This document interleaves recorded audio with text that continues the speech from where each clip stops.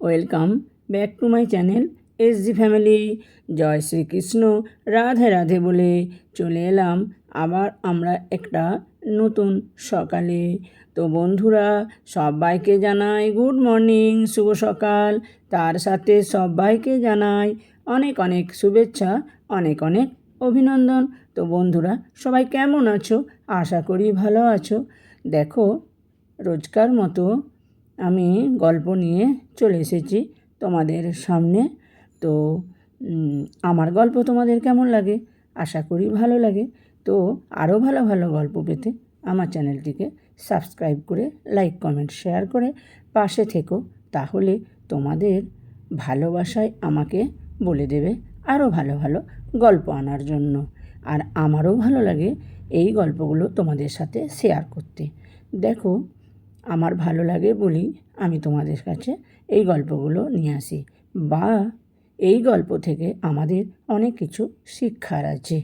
কেননা সব মানুষ একদিন বৃদ্ধ হবে, সব মানুষ একদিন পরাধীন হবে।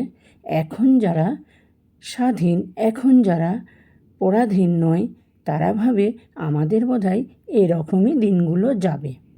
তারা ভাবে না যে যাদেরকে আমরা অবহেলা করছি তাদের জায়গায় আমরা একদিন পৌঁছাবো। হয়তো কিছু মানুষ ভাবে তারা সত্যি সবাইকার সাথে খুব ভালো ব্যবহার করে, আর বেশিরভাগ মানুষ ভাবে না, বোঝে না যে এসা দিন নেই জায়গা। তো এই জন্য আমার মনে হয় যে সবাইকে নিজেদের জন্য হলো একটু সতর্ক রাখা উচিত। সব কিছু করো, ছেলে মানুষ করো, ভালো ছেলে মানুষ করো, ভালো শিক্ষা দাও, তো সব কিছুই করো ছেলেদের জন্য, কিন্তু অবশেষে নিজেদের জন্য একটু চিন্তা ভাবনা করে চলো। নয়তো আজকে যারা গল্পগুলো শুনছো তাদেরকেও কিন্তু এইরকমই দিন দেখতে হতে পারে। তো আমি ওই জন্যই সবাইকে সাবধান করার জন্য এই গল্পগুলো আমি তোমাদের সামনে তুলে ধরি। তো তোমরা ভেবো না যে এইরকম শুধুই কান্নাকাটির গল্প, মা বাবার গল্প কেন দিচ্ছে এসজি ফ্যামিলি। তো দিচ্ছি, আমার মনে হয় সব মানুষই এইরকম স্টেজে গিয়ে পৌঁছানোর আগে যদি তারা একটু চিন্তা ভাবনা করে চলে, তাহলে হয়তো কষ্ট থেকে অনেকটা রেহাই পেতে পারি। তো আমি সকলের কথা ভেবে এই গল্পগুলোই আমি বেশি নিয়ে আসি, কেননা আমি এই গল্পগুলোকে খুব অনুভব করি। মন থেকে এই গল্পগুলো শুনে আমার খুব কষ্ট হয়, সে কারণে আমি তোমাদের কাছে নিয়ে আসি। তো যাই হোক, তোমরা কেউ কিছু মনে করো না। গল্প কিন্তু গল্পের আকার হলেও গল্প নয়, সেটা তোমরা আজ বুঝেই গেছো। তো চলো শোনো। সন্তু, ঘরে আছিস বাবা? দেখ না বাবা, আমার কত জ্বর আছে। আমার কাছে তো থার্মোমিটার নেই, তোদের থার্মোমিটারটা দিয়েই দেখে দে বাবা, আমার এখন কত জ্বর আছে। মাথাটা খুব ভার হয়ে আছে, মাথা তুলে দাঁড়াতে পারছি না, খুব কষ্ট হচ্ছে রে। তোমার আর আসার সময় হলো না মা, জানো এই সময় আমার হাতে কত কাজ। এখন হবে না, তুমি পরে এসো। একটু দেখে দে বাবা, জ্বরটা কত আছে জানলে ওষুধটা খেতে পারবো।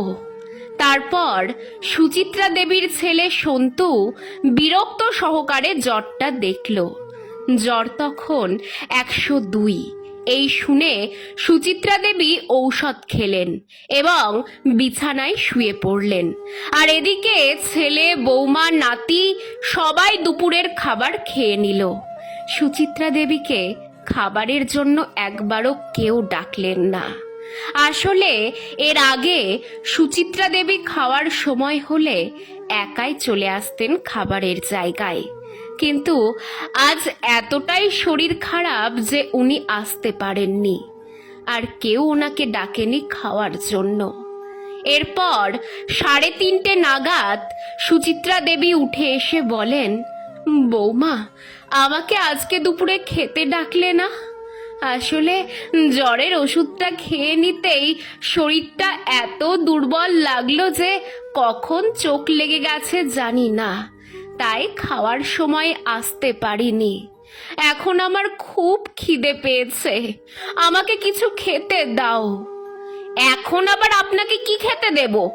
এখন আর কোনো খাওয়ার নেই, আর একটু অপেক্ষা করুন, সন্ধ্যের সময় চা আর মুড়ি দেব, তখন খেয়ে নেবেন। না মানে দুপুরের খাবারটা তো খাওয়াই হলো না। খাওয়া হলো না তো হলো না, উনি মহারানী, বিছানায় শুয়ে থাকবেন আর আমাকে ডেকে খাওয়াতে হবে। জান তো এখন আমার মেলা কাজ পড়ে আছে, ঠিক টাইমে আপনাকে আমি খেতে দিয়ে দেব। বৌমার মুখে এমন কথা শুনে সুচিত্রা দেবী নিজের ঘরে চলে গেলেন। সন্ধ্যার সময় সুচিত্রা দেবীর বৌমা 1 কাপ চা আর 1 বাটি মুড়ি আর 2টো বাতাসা দিয়ে বললেন, এইটা খেয়ে নিন। খাই খাই করে তো এক্ষুনি জ্বালিয়ে মারছিলেন, একে অসুখ বেঁধেছে, গাদা গাদা ওষুধের খরচ, তার উপরে খাই খাই। অনেক তো হলো, এবার তো স্বর্গে যেতে পারেন, আমরাও তাহলে একটু বেঁচে যাই। এই বলে সুচিত্রা দেবীর বৌমা ঘর থেকে বেরিয়ে গেলেন। এরপর সুচিত্রা দেবী ভগবানকে উদ্দেশ্য করে বলেন, কেন বাঁচিয়ে রেখেছো ভগবান এই দিন দেখার জন্য? আমি আর বাঁচতে চাই না। তারপর কান্নায় ভেঙে পড়েন। পরের দিন সকালে সন্তু মাকে বলে, মা আজকে একটু ব্যাংকে যেতে হবে, আমার কিছু টাকার প্রয়োজন আছে, ওই পেনশনের টাকাটা আমার পুরো লাগবে, তুমি তাড়াতাড়ি তৈরি হয়ে নাও। সুচিত্রা দেবী এবার একটু বেঁকে বসলেন। না, আমি টাকা তুলবো না, আর যদিও টাকা তুলি সেই টাকা আমি তোকে দেব না। টাকা কেন দেব বলতো? তোরা আমাকে মা তো দূরের কথা, মানুষ বলেও মনে করিস না। গতকাল যে আমি দুপুরে খাইনি সেই খোঁজটা রেখেছিস? আমি যে অসুস্থ, আমি কেমন আছি একবারও জিজ্ঞেস করেছিস? করিসনি। কিন্তু পেনশনের টাকাটা যেই প্রয়োজন তখনই মায়ের কথা মনে পড়ল। মাসে আমি পেনশন 16,000 টাকা পাই, সেই টাকায় আমি খুব ভালোভাবে থাকতে পারি।